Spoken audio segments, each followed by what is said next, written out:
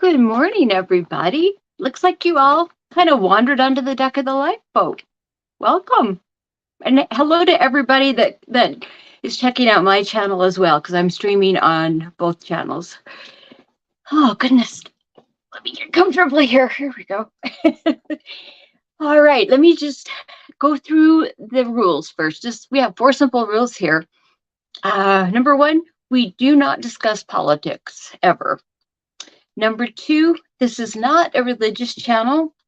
You will very often hear people say things like, I will pray for you, or there's no way I could have beaten my addiction without my faith. Those things are fine, but anything else where you are comparing your God to someone else's God, things like that, no. Let's see. The third one, please refrain from cursing in the comment section and the live chat. Tommy always says, and I totally agree with him, that if you cannot control your mouth, then you can't control your life. And number 4, there is absolutely no room for mean people. No trolling, nothing like that. This is a place where very vulnerable people come to get help with their addiction recovery. And we need to protect everyone that is willing to open themselves up and try to get the help they need. So again, no mean people. You will be banned. Anyway, let's get going. Today, I want to talk about pain. And this is actually something that's going to take several videos to do. But I got to start somewhere, and this is a really important one to me personally, because I deal with chronic pain every hour of the day, and I've learned a lot of things since I was diagnosed with it. I've learned, for me, what works and what doesn't, but I've learned a great deal, and I really want to pass that on to everybody else, so they don't have to search and try everything like I did if they don't want to. Anyway, I was just thinking back to when I was in rehab. I went into rehab, I was in the fall of 2007, and it was amazing how much pain I felt. Just muscle aches for absolutely no reason would pop up. It was just miserable, and headaches and migraines, it was miserable. And I was not even the only one. Everybody had horrible aches and pains, and the staff there was kind of rotten. And I actually found out later on, the counselor I had there left, and he opened up his own places in Utah. And I don't think I don't know. Anyway, what he told me was that there were a lot of illegal things going on behind the scenes, and I think it was a nurse practitioner that was there to do all the medications and things, and he was doing a lot of bad things as well. It was just not a good situation. But they did not listen to our complaints. They did not care. They said, your solution to everything has always been to just take a pill. You need to learn to deal with pain. I mean, I thought it was really cruel. I thought it was wrong. I'm a nurse, and I'm trained to alleviate pain, whenever possible. Pain is not good. It destroys your soul, if it goes on too long, it destroys you. And that really bothered me. And during Christmas, when we were there, we did the 12 days of rehab, made up a song, and where you usually sing 5 golden rings, we screamed no ibuprofen. I mean, we just screamed it, though. I mean, it was a problem. I was really angry with it. And Tommy has told us his experiences when he was in solitary and he was going through withdrawals, and the brain wants what it is used to, and it's trying constantly to maintain homeostasis. He was going without heroin, and it was his brain was driving him crazy, and it would purposely make different things hurt just to try to get that drug back into his system. And, so for addicts that are going through withdrawals, it can really be a problem. I also was reading some things yesterday that they've done studies, and with opiate addicts, once they have quit the drug and they're abstaining from whatever opiates they were taking, they did some tests with some kind of a pressure thing that's supposed to cause a stimulus of pain. But what they found out was that with opiate addicts, after they had gone through withdrawal, they had a very low threshold to pain. So they couldn't put up with pain at all. I mean, they'd feel it very quickly, and the response to the pain was just over the top. Their heart rate would jump up, their blood pressure would jump up. It was, it definitely has, pain can definitely be a problem for addicts, during the withdrawals and after as well. And I'm very curious to hear from everybody what your experiences have been. I'm very curious, especially, I know what it's like for opiate addicts, because that's what I went through, but I don't know about alcohol or any of the other drugs. So I'm really curious what your experiences with pain have been. But anyway, usually things tend to calm down after about 30 days. If you abstain for 30 days, that's enough time for your brain to reset and for your brain to start making dopamine again. And just, anyway, usually things will calm down after that point.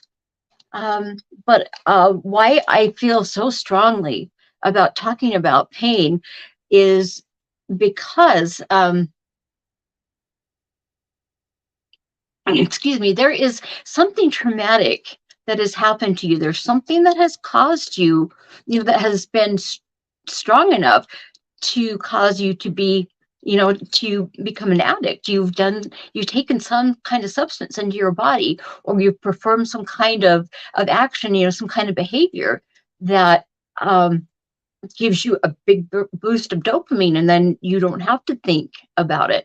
And I know some people they've got a lot of repressed memories, things like that, but there's definite reason behind the addiction, and it really needs to be taken care of, because those things that, problems that you don't take care of, and mental illnesses that you don't get treatment for, will lead to a lot of autoimmune diseases in many cases.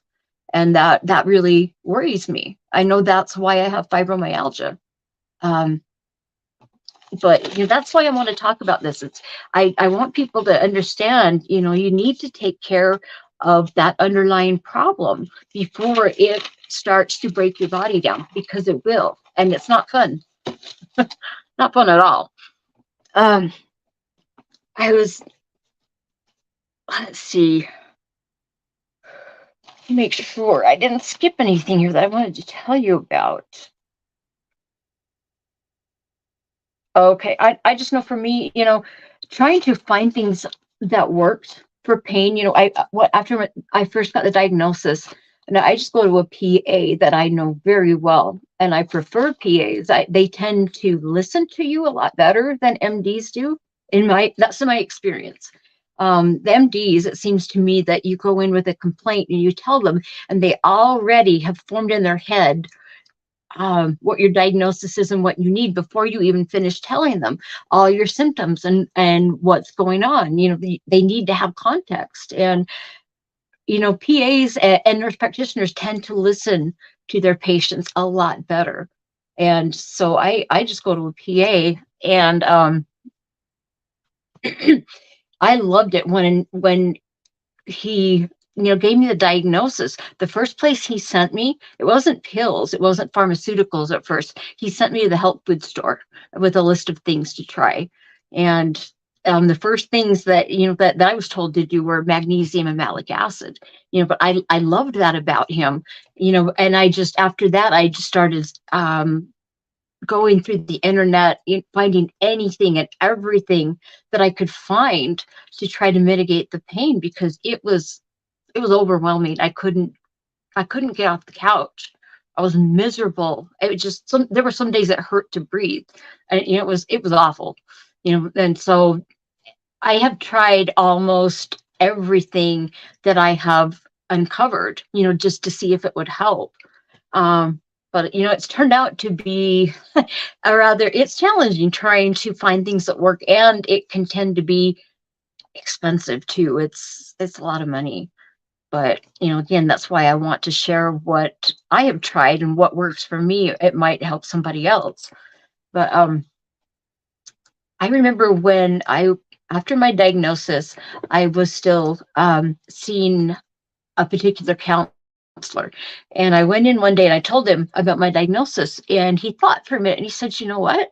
He said, "Every patient that I have ever had that has had fibromyalgia has suffered from a lot of anxiety and depression and, childhood trauma." He said, "Every single one of them." And, I said, "Well, have you seen more of a correlation, or, is there any kind of research about this?" And he didn't know, but he just made that comment. So I really started thinking about that. And, I've learned a lot since then.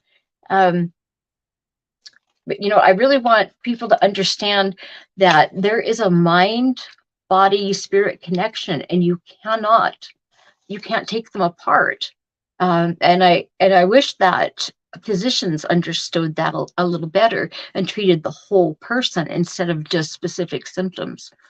That bothers me, but I want people to understand that, because really there will be health consequences from trauma that isn't dealt with.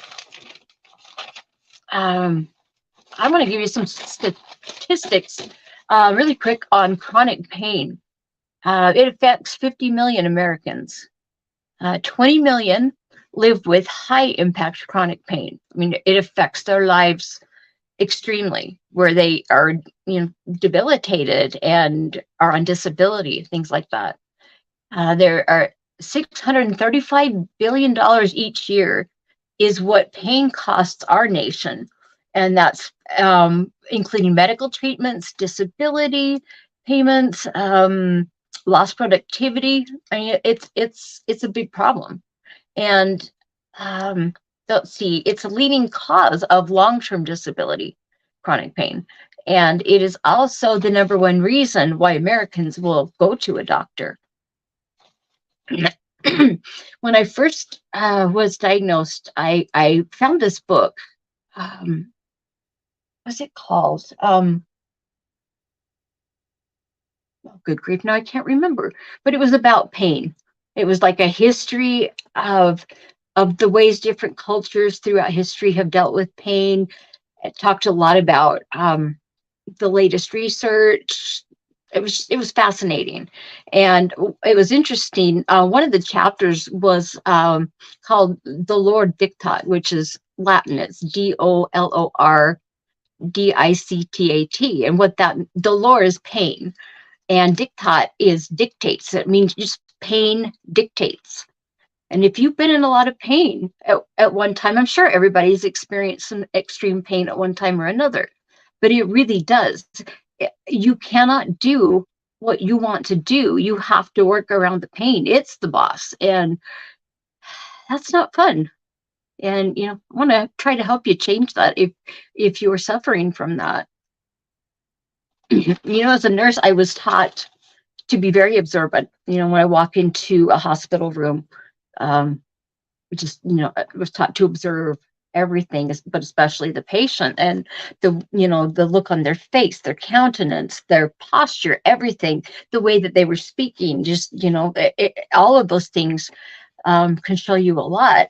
And I just wanted to list some of the there's behaviors and there's autonomic reactions that you will see in a person's face when they're in pain. And one of the things you'll see is frowning, a sad or a frightened face. So sometimes you grimace, or you kind of wince, or you'll tighten your eyes, or you'll like that, and the corners of your mouth will turn down. I mean, a lot of sighing too. I've noticed that with myself and with patients when they're in a lot of pain. They do that a lot, and they're not conscious of it. And when the pain is really extreme, their eyes will blink really quickly. Panting sometimes, because depending on where the pain is, sometimes it will hurt to breathe, and so you're just kind of trying to breathe as little as possible. You kind of pant, and it will also shoot your blood pressure and your respirations, your pulse. It'll shoot all of that up when you're in extreme pain, and that's what I was taught to look for. And I was always taught too to consider pain the fifth vital sign. You're always checking. You're always checking the pulse, the respirations, the blood pressure. What am I missing? Oh, good grief, guys. Anyway, oh my word, wow. I should know this. What is my problem? Anyway, that I was always taught, consider it a vital sign, because pain is your body's way of telling you something's wrong, and you don't want to ignore pain, and I'll explain why. First, I just want to give you, really basic definition of pain. It's just physical suffering or discomfort caused by illness or injury. Now, so that's a fairly simple one. And then it continues, it's an unpleasant sensory and emotional experience associated with actual or potential tissue damage, or described in terms of such damage. And I like the part where it says it's an unpleasant sensory, so you're feeling it physically, but it's emotional. You have an emotional reaction too, and that's really important. Pain, when pain is sensed, it does affect you. It goes to the limbic system, which controls your emotions. And we all know that a lot of sadness and being despondent, depressed, and discouraged goes along with pain. It's not a happy thing. There are basically, I know there's many types of pain, but the most common types, there's one called nociceptive. Nociceptors are the tiny little nerve endings that are all over our skin, all over through our muscles. There's just millions and millions of them, and they are there to detect pain. I mean, that's how important it is to our body and to our survival, for our body to be able to detect and tell us that there's pain, because that tells us something's wrong. So usually that is nociceptive pain is usually some kind of tissue damage, where you've had a cut, or you smashed your hand, or something like that. The second type is neuropathic pain, and that's not fun. That's nerve pain. That's when your nerves have been damaged. Or sometimes it can also be where your nervous system just isn't working properly for one reason or another. And I'll explain some of that later too. And then of course there's acute pain, which is not a good looking pain. Acute pain is not fun. Acute pain is something that happens suddenly. It starts out sharp and it's intense, and it serves as a warning. There's either a disease going on or some kind of threat to your body, maybe some kind of injury. But it has a sudden onset, and it's intense. They also say that chronic pain is anything, it can last anywhere from a few minutes to 6 months. But then there's chronic pain. This is the pain that persists anywhere from weeks to years. It's usually it's caused by dysfunctional nerves and by inflammation. Um, and it usually can't be cured, but there are ways to deal with it and to to lessen the pain. To kind of turn the volume down on your pain stereo. Um, anyway, they usually say that any pain that lasts longer than 3 months is considered chronic pain. And I hate chronic pain. Honestly, it is the evil twin of acute pain. Acute pain serves a great purpose and it's really important. But once the problem is taken care of, the pain leaves. It's not that way with chronic pain. And really at first they might seem, like they're alike on the surface because pain is pain. It's miserable. But chronic pain is not only vicious, but it's malingering. Malingering is a malingerer is someone. I was a malingerer. I would go into the doctor, looking for pain pills, and I would over exaggerate my endometriosis, or I would come up with, some problem that I didn't even have. But you're pretending, for attention or to get pills or whatever, that's a malingerer. And that's really what chronic pain does, because it doesn't appear chronic pain, doesn't appear to really have a source after it is established, but it's there. It's pretending that it is an acute pain, something that you need to pay a great deal of attention to. It's not that at all. And that's why it is. It's kind of a malingerer, and it really is the evil twin. Um, anyway, it's frustrating because I know when I was first diagnosed with it, and I hurt everywhere and for no reason. That's what drove me crazy. I would understand if I go to the gym and I work out and I come home and I get up the next day and I am horribly sore, leg day. Ugh. I can understand that pain. There's a purpose to it, and I know it's going to go away. But just to hurt for no reason, at least that you can't detect, that's very frustrating, and it can really take a toll on you. But a lot of people are like, wait, what? Pain is good for you? Acute pain, yes. That's how we are wired. That's how nature has wired us. We've evolved to have a very healthy pain perception. It's built right into our nervous system. And it definitely serves a purpose, and it's for our well-being and our survival. But as I said, in nursing school, I remember on the first day, that's one thing I remember I'll never forget was, pain is your body's way of saying something's wrong. You do not ignore it. And with acute pain, that is kind of a healthy pain, and it's a great deal easier to discover the source of acute pain. And it's easy to find where the source is and take care of it. And that could be anything like, an injury, like some kind of mechanical damage, like you've smashed your hand in a car door, or something like that. Or it can be a temperature kind of thing where you've been. My husband, the race he did last weekend, he's got frostbite on his fingertips on both sides on these fingers, and it's not coming back. I mean, that would be an example of a temperature being destructive. But there's also chemicals can also cause acute pain. But those are anything like that is a lot easier to figure out what's going on and take care of it.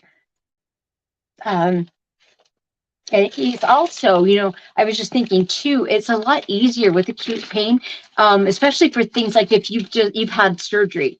The surgeons have a very good idea, if they're experienced, about how long you are going to hurt and when you're going to start to feel better. And they're, every patient's different, but they have a general idea. And, it's just not that way with chronic pain at all. And it's very frustrating.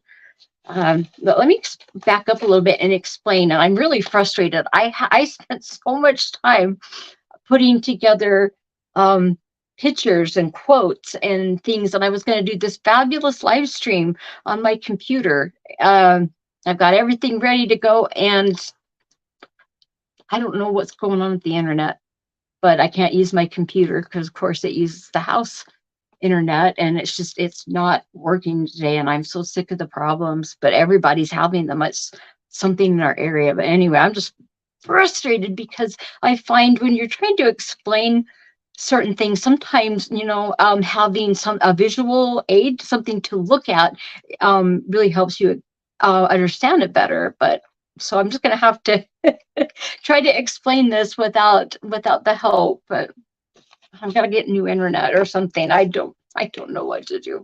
Anyway, so how does pain work? Okay, pain, is really, it's what they always said in anatomy and physiology and pathophysiology was that, you need a noxious stimulus. Yeah, there's that word noxious. Noxious means harmful, poisonous, or extremely unpleasant. But you have, a noxious stimulus in a particular part of your body that sends a signal to the brain. It sends it through the nerves, through your nervous system, and basically makes you say, ouch. That's basically how it works, when you first feel pain. But pain is really important. And I think I already explained this, but we have these nociceptive nerve endings just all over through our skin and through our muscles, just to detect pain. And once pain is detected, it sends signals so quickly. And there are some, like if you stick your hand on a hot stove, those signals, those pain signals, don't even reach your brain at first. They are rerouted, and you move your hand away before you even have to think about it. It's amazing how our nervous system is set up. But pain is an important thing. And when these nociceptors are activated, of course, they pass that message along to the nervous system. And what's interesting too is the nociceptors are all assigned the groups of them are assigned to different types of pain, to let you know about different types. And what I mean by that is, like, you can have a really sharp pain, like slamming your hand in the car door, or I slammed my hand in the sliding glass door. I don't even know how I managed it. I did it a couple months ago. Oh my word. That's sharp pain. But there were specific nociceptors that were just screaming, up to my brain that this hurts. And there's another, if you touch something and you have a stinging sensation, that's another type of nociceptor. There are some that detect pressure. If you're, something's weighting down on you or something's smashing you. I guess that's, anyway, temperature, extreme temperatures, hot and cold. You have nociceptors that will detect that. And also inflammation is that there are specific nociceptors that will scream if you've got inflammation. But, I wish I had a really cool diagram together, and I wish I could have shown you guys, because it was helpful in explaining this. But I'm sure you all basically know how pain works. But some of the pain messages that reach the brain, some reach the brain more quickly than others. It depends on what is going on. If you have received a big cut, of course it's going to be painful. And your brain's going to definitely let you know there's a problem. But there are other types of pain that are a little more subtle, that that come on slowly, things like that. But like I think I already explained too that there are some pain signals that don't even reach the brain.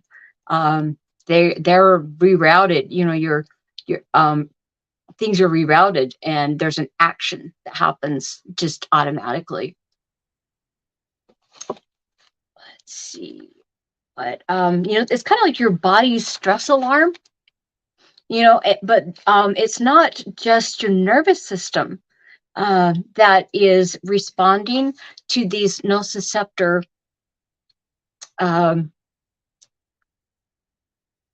what's the word I want?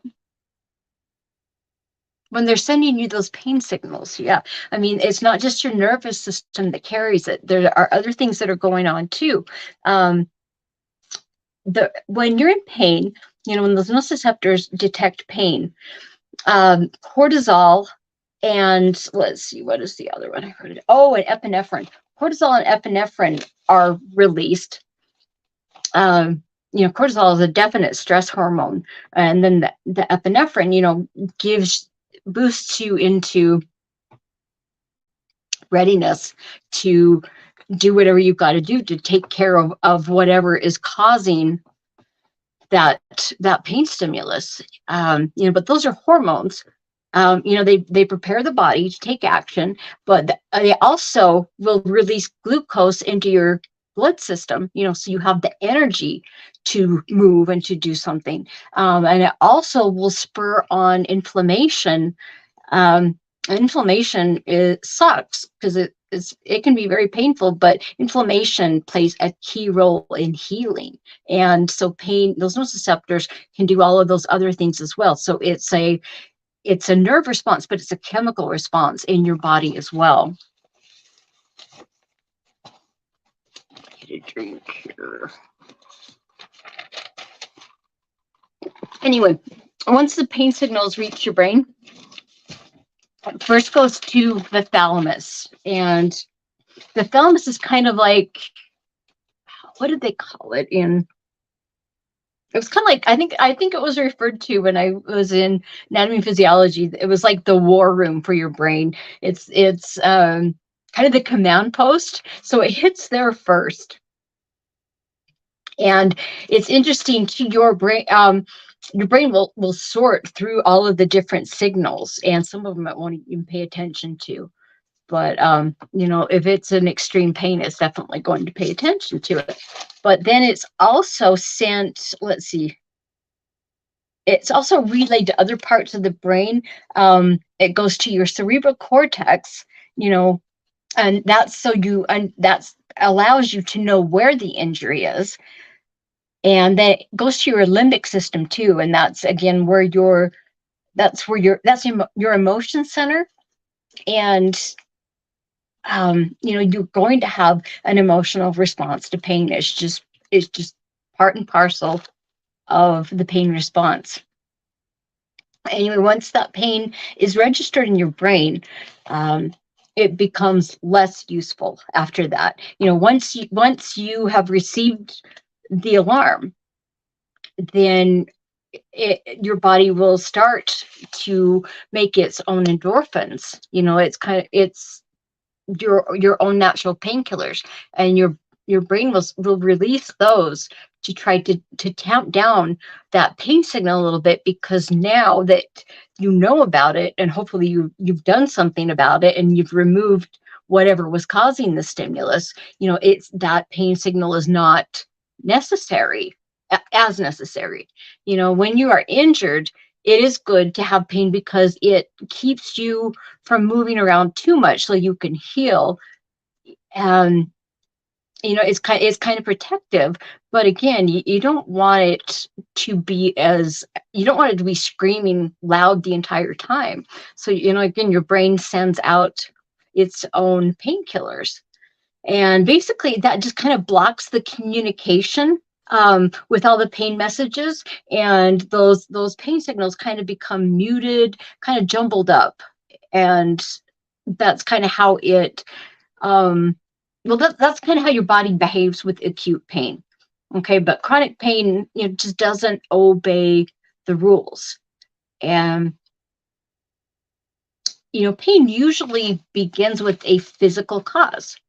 There's a disease or there is injury that causes the pain.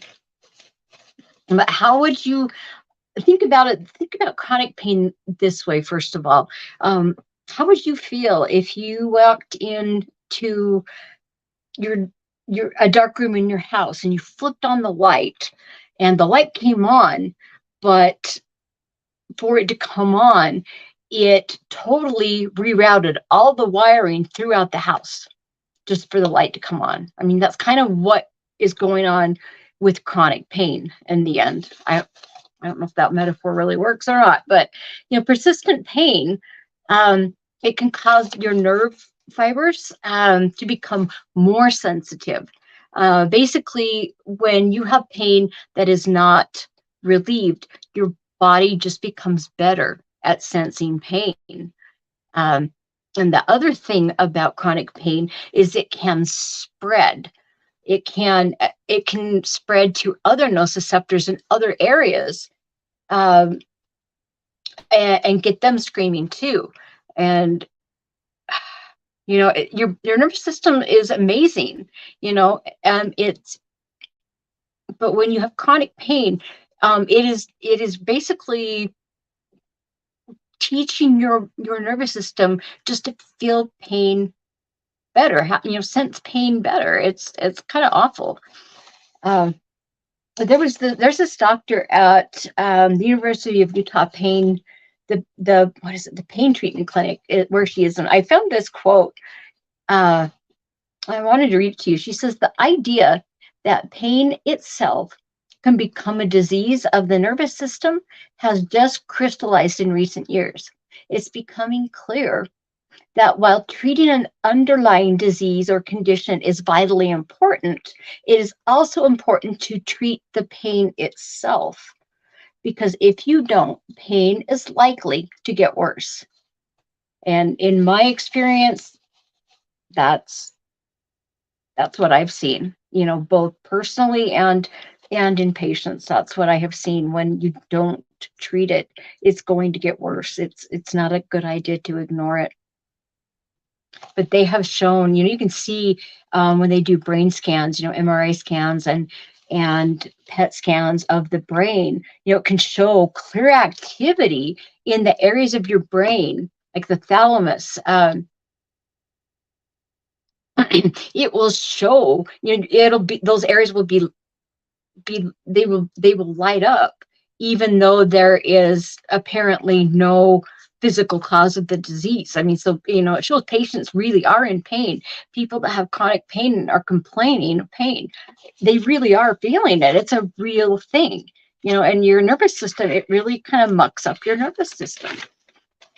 Now, I want to talk for a minute, just about how pain can progress. And at first, when you're first injured, you kind of, you flinch, or you'll cringe, or you'll kind of guard your injury, or you might adjust your posture, or maybe if you're limping, you're going to adjust the way you're walking, but you make adjustments, and making those adjustments so that you can deal with the pain is going to start causing other issues. Say this happens to me a lot. If I get a lot of neck pain and trapezius pain, because I hold a lot of tension in there, and it gets really painful and really bad, I end up with a migraine. People that have an injured foot and they're limping, the change in their gait can actually start to affect, like, it can give you hip pain and things. But things can kind of break down. It's kind of a deconditioning of your body.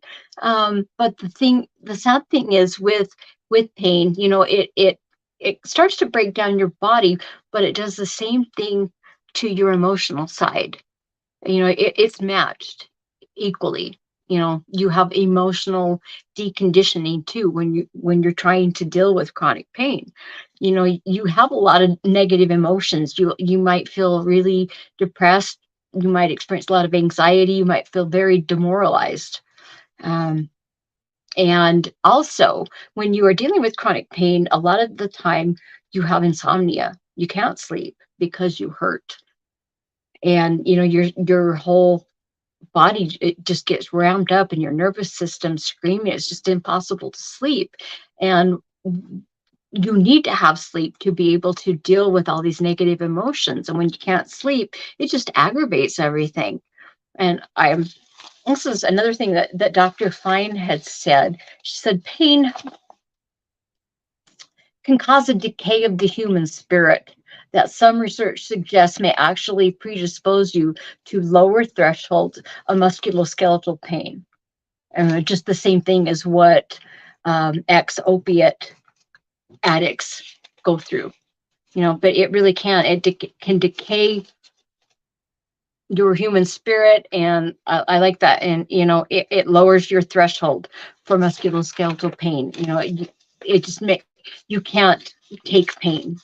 Just a little small stimulus will create a lot of pain. It's not fun. But as the pain persists, it can cause changes. It can cause damages to your nervous system itself. And in addition, the nerve cells, they become hypersensitive. Hyper means, many, I mean, or,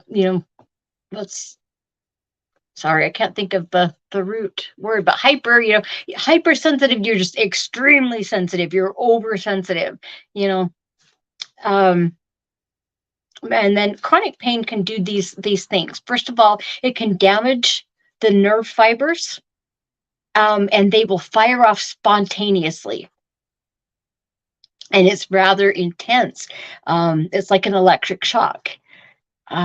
That's not fun. If you've experienced nerve pain, that's what it feels like. It feels like an electric shock, and it's miserable.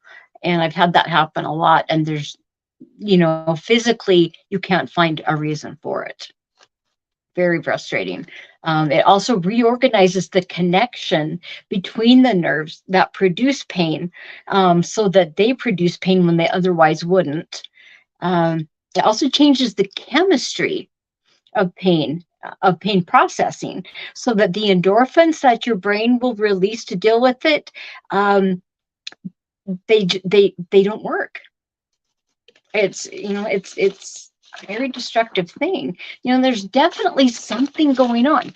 There's got to be something going on causing that chronic pain. And I never forgot what my counselor had told me when he said, every patient I had with fibromyalgia, had been through something traumatic, and they had anxiety and depression. And I've started reading and following his name's Dr. Gabor Mate. Where did I put his book? Hang on a second. I need to share this with you guys.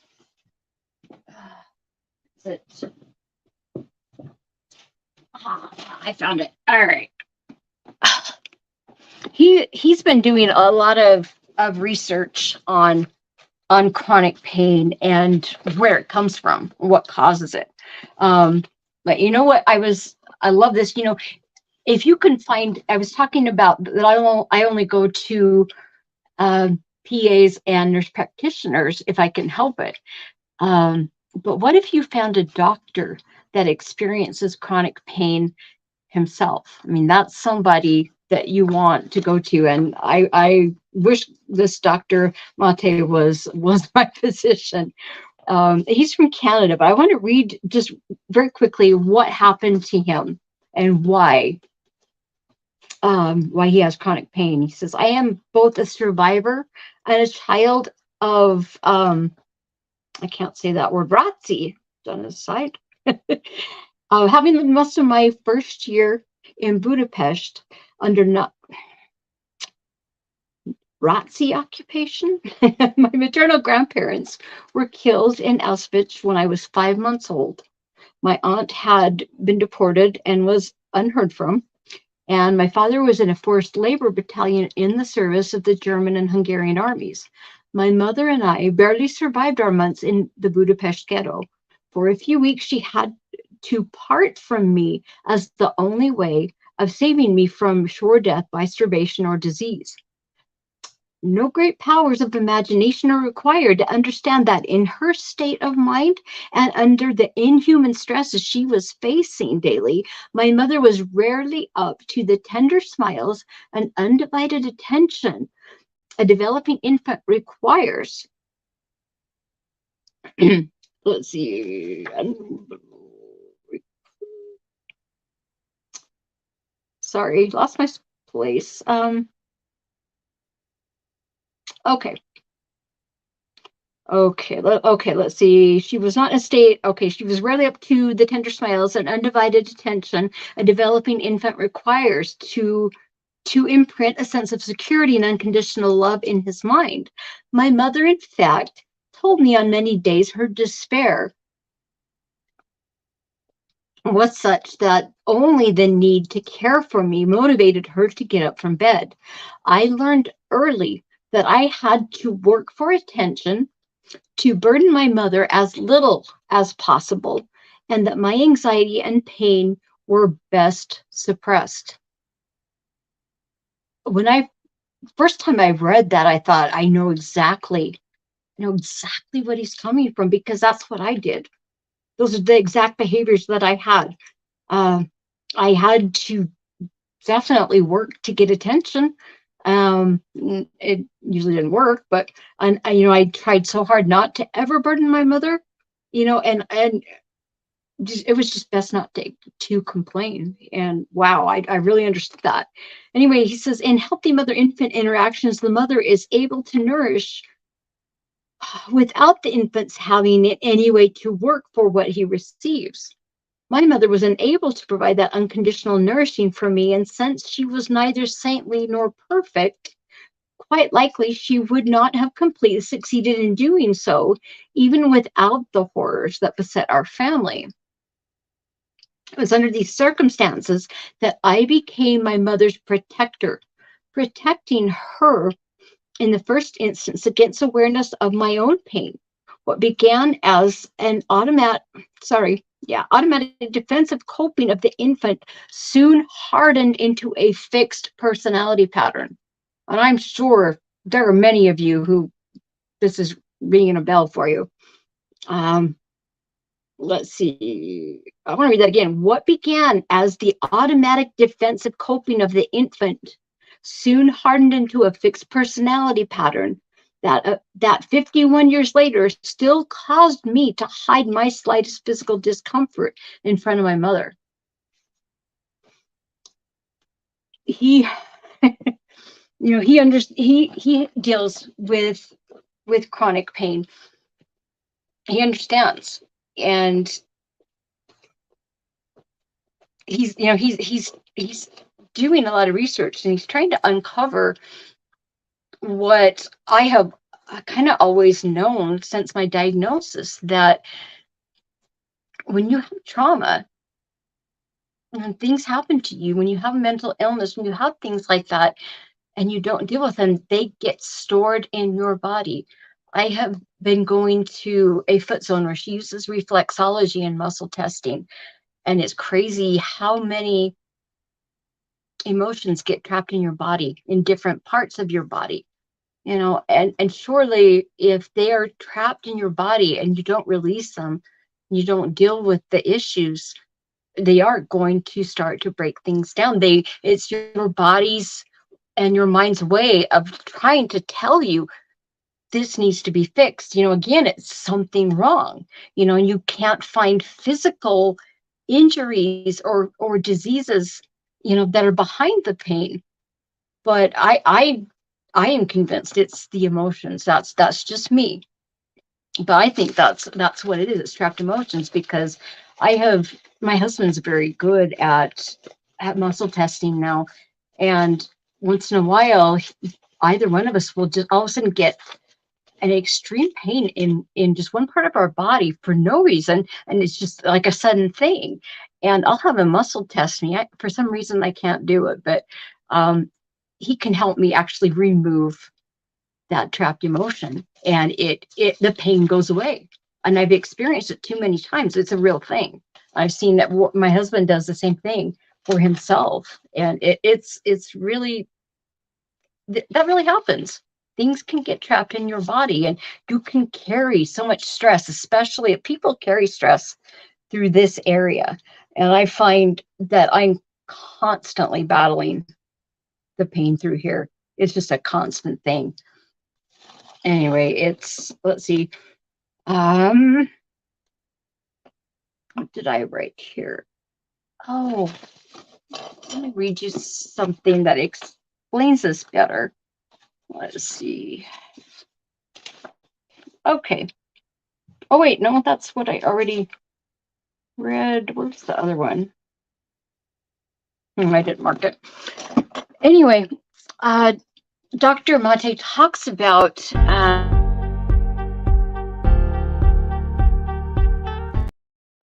what? Sorry, guys. Don't know what that was. I bumped it. Sorry about that. Anyway, he talks about what he calls psychoimmunology, and it's a new area of science and medicine, and it's basically just well, psycho, of course, is dealing with the mind, and immunology, your immune system, and it's the science of the interactions of the mind and body and the ways that your psyche, your mind and your emotions, it's the study of how the psyche profoundly interacts with your central nervous system, and how both in turn form an essential link with your immune defenses. When you are depressed, when you're discouraged, when your psyche, when you're mentally not strong, you are much more prone to getting sick. It does affect your immune system. And some people actually call it, this is a long word, it's psychoimmunoendocrinology. So you've got the mind, the immune system, and your endocrine system. And the endocrine system, that's kind of your hormone apparatus of your body. And that is also part of the response. It's the hormones that are released, so your mind, your body, everything it's all interconnected. And there are definite responses from your immune system and your hormones. And I'm sure many of you are familiar, like personally familiar, with autoimmune diseases. And that's where your immune system is so ramped up that it is attacking your body when it should just be there to attack any kind of illnesses or get rid of cancer cells in your body, that kind of thing. But it can be so high, so ramped up that it will attack your body. Let me just read some of the common autoimmune diseases. There are actually about 80 autoimmune diseases, but these are some of the common ones. Lupus, celiac disease, psoriasis, vitiligo, Crohn's disease, or I guess it's irritable bowel syndrome. I guess they call it disorder now. Graves' disease, that's where you have a hyperthyroid, where your immune system is attacking your thyroid, and it's producing too much, thyroid stimulating hormone. And let's see, there can be type 1 diabetes, can actually be an autoimmune disease where your body attacks its own pancreas. There are certain cancers that are associated with having a lot of trauma and, a lot of emotions and things stored in your body. ALS, Lou Gehrig's disease as another one. Addison's disease, Hashimoto's. I actually have that. It's again where your immune system attacks your thyroid, but in my case, it's way down. I have to take medication to try to get my thyroid to work properly. There's also pernicious anemia, autoimmune vasculitis, multiple sclerosis. I mean, these are all examples of autoimmune diseases. But, if your body can attack itself that way, it makes sense to me. If it can cause those diseases, it can certainly cause chronic pain. And chronic pain is really just widespread pain where your nervous system has just rerouted everything and rewired itself so that you feel pain very quickly and intensely. Not so much fun, you know. But I want to stress, never ignore pain, whether it's acute, whether it's chronic. It is your body's way of telling you that something needs to be dealt with. It doesn't matter if it's physical or mental. Your body just knows. When it senses pain, pain is pain. So, first of all, please never ignore it. And I'm going to be doing several videos on things that you can do to deal with chronic pain. Because it's not fun, but first of all, talk to your doctor if you are struggling with chronic pain. I was sent to, we have a pain clinic here in town. We have a pain specialist. And when I first started to go to him, he was new. It was kind of a new thing in our town that we had a pain clinic. And so it was easy to get into him. And he was giving me trigger point injections. And I have a condition called trigeminal neuralgia that flares up every once in a while, and is extreme pain through here and through, like, your trigeminal nerve kind of branches out in 3 places on your face. And when you get that pain there, oh my word, it's unlike anything I've ever experienced. And, but anyway, my doctor, after I had tried all these different medications and things, I didn't like the pharmaceutical stuff. But after I had tried that, is when he sent me to the pain specialist. And I'm really frustrated now because I don't even go to him anymore, because it's like, if you have, when you're in pain, when something flares up and it's extreme, you need relief. You've got to get through your day. You've got to function. You've got to carry on. And you call the pain clinic to get an appointment, and it's 4 to 6 weeks out. I mean, what? It drives me crazy now. There's definitely not enough pain, physicians specializing in the treatment of pain. We definitely need more of them. But, first of all, please, talk to your doctor, and, find one who will really listen to you. It doesn't necessarily have to be an MD. But, you can ask them, what do you know about the latest pain research and treatment? But, it's no problem to, if you don't like that doctor, go find another one. I know it's a pain in the rear end, but it is important that you have somebody that's going to listen to you and listen to all your symptoms, so they understand and they know how to help you. And please never leave your pain untreated, because, I've explained to you, it can really mess up your whole system. I deal with so much constant inflammation and pain, and it's not fun.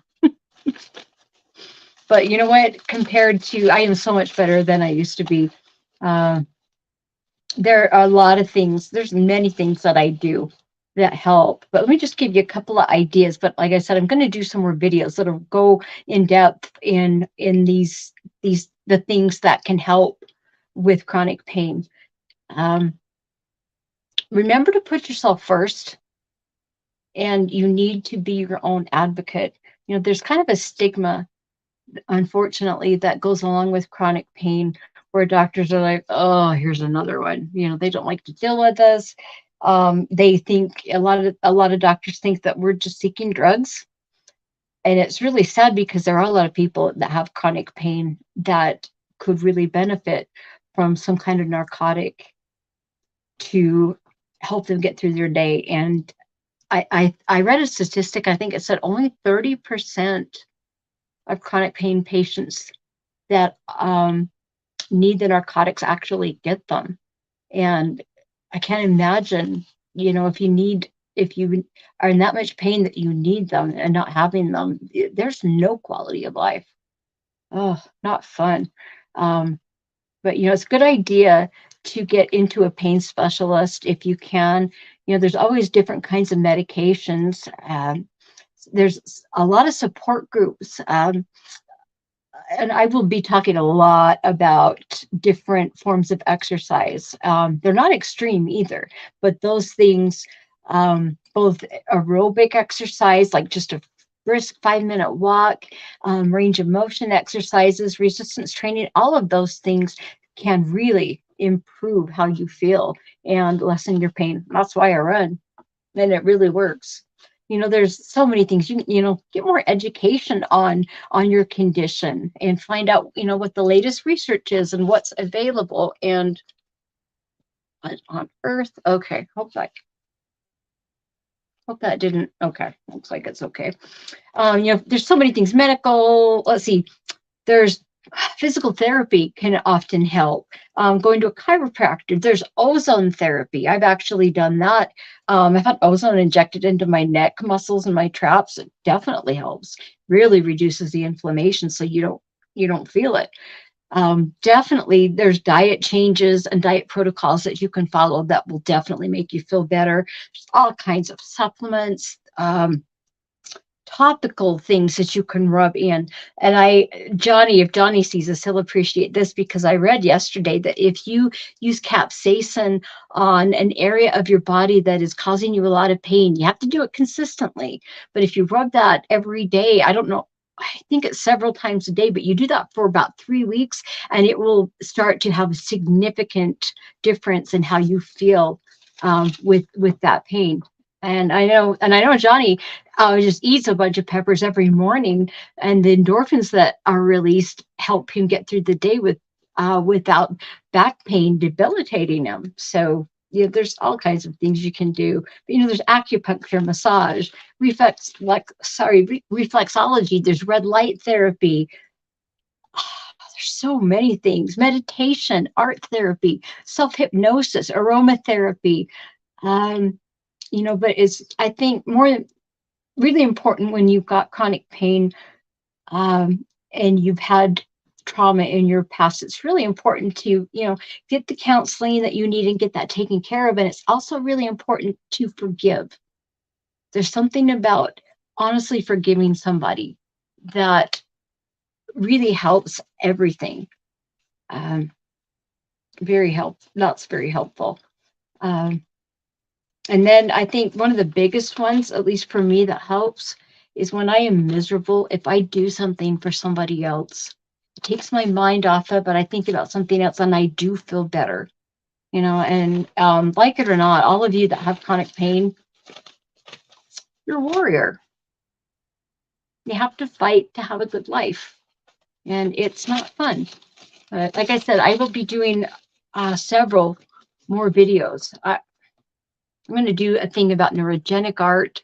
I'm going to do one about music therapy. I'm going to do some yoga, some specific stretches and strengthening exercises that help you deal with neck and back pain. There's a bunch of things that I've got, but they will be up and coming. But I hope this was helpful for some of you. But I think all of us as addicts, we're more than likely going to experience some kind of chronic pain if the past things that we've been through haven't been properly dealt with, because sooner or later it's going to come up and demand that you take care of it. And anyway, I hope that was helpful. I can't think of anything else that I wanted to add, but thank you everybody for jumping on and joining me so early this morning. Appreciate it, and appreciate you guys. This is such a wonderful lifeboat. And then over on my channel, I'm really hoping to build my channel so that it'll be a resource for people that are dealing with chronic pain. That's really what I want to turn it into. Oh, I remember what I did want to mention also, that there's a lot of things you can find online as far as resources. There's one called the US Pain Foundation.org. And it was created by people who have chronic pain, and it's made for people with chronic pain. And there's so much stuff on there. There's even a pain plan that you can put together, and it gives you so many suggestions of things you can try and things you can incorporate into your everyday life that will help. So, and jump online and do a little bit of research. There's so much stuff available, and there's a lot of education, and sometimes it is just helpful understanding what's going on with your body. But anyway, you guys have a great day. Reach out and help each other. I mean, that's why we are here. And I love you guys. I'm praying for every one of you. And you guys, you can do this. You can do this. See you later.